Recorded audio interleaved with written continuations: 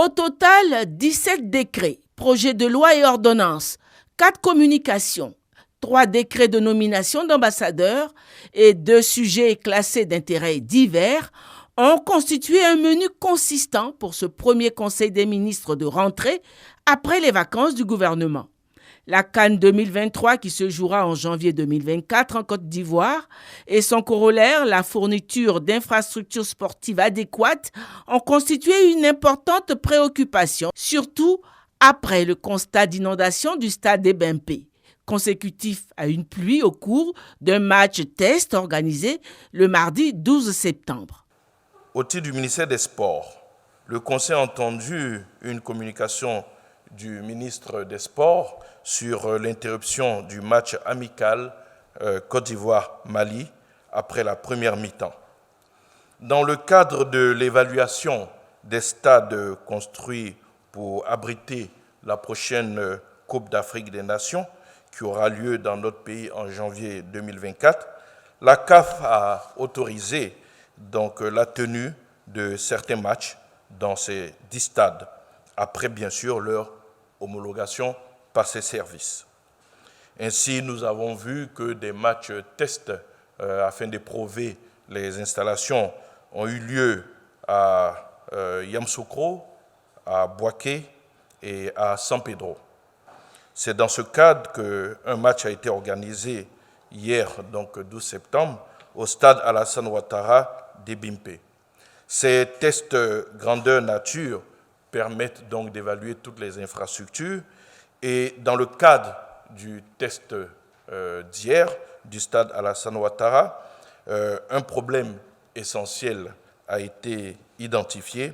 Il s'agit de celui de l'accès et de la sécurité des 60 000 spectateurs dont les techniciens pensent qu'il sera résolu avec l'achèvement des voies d'accès en construction pour donc accéder à ce stade-là. Cependant, la survenue d'une pluie orageuse exceptionnelle et non prévisible a entraîné l'arrêt du match tel que prévu par les règlements donc, de la FIFA.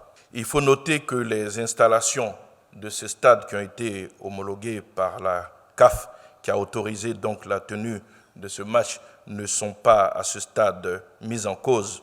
Cette situation exceptionnelle permet toutefois de faire les ajustements nécessaires pour remédier éventuellement à tout cas similaire.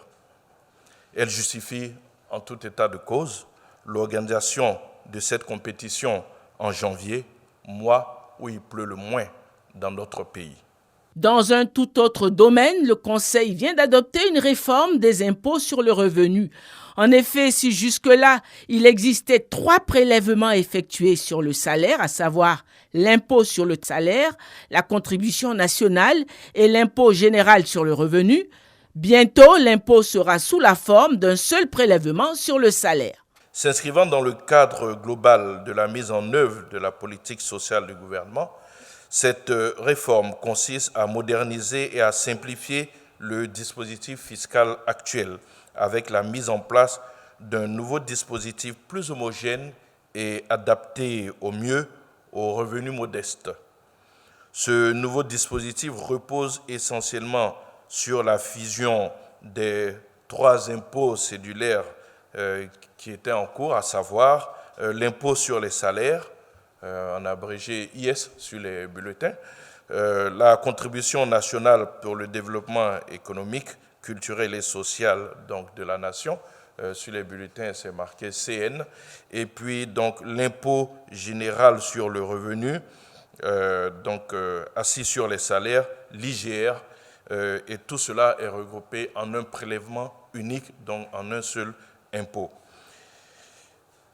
S'y ajoute donc à cette réforme l'adoption d'une taxation progressive par tranche de salaire en lieu et place de la taxation mixte, l'institution d'un mécanisme de réduction d'impôts pour charges de famille en remplacement du quotient familial pour tenir compte de la situation matrimoniale du salarié et du nombre d'enfants en charge, et également la création d'une tranche d'imposition à taux nul pour les salaires mensuels inférieurs à 75 000 francs CFA, ce qui est une innovation majeure. Ainsi, plus de 90% des salariés verront leur traitement et salaire connaître une augmentation.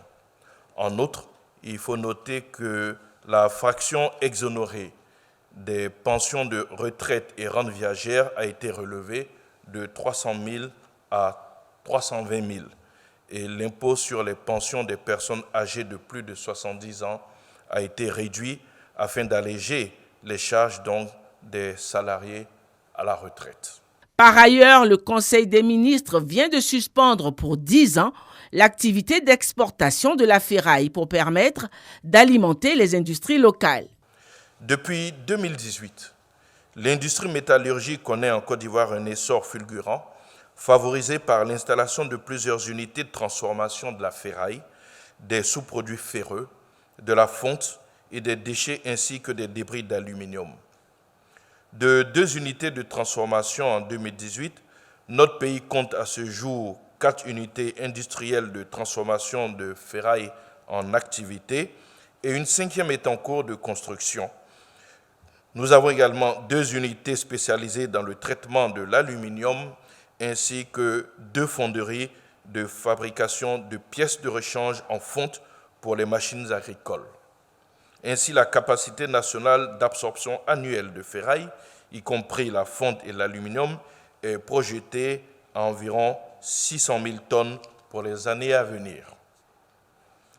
Ce décret intervient en vue d'assurer l'approvisionnement des différentes unités de transformation locales en lien avec le développement de l'industrie métallurgique nationale. À cet effet, il suspend pour une période de 10 ans l'exportation de la ferraille, des sous-produits ferreux, de la fonte et des déchets et débris d'aluminium. Le décret prévoit également, dans la dynamique de modernisation et de développement de la filière, un organe de régulation et un mécanisme d'appui aux différents acteurs. Le Conseil des ministres se réunira à nouveau le 27 septembre prochain.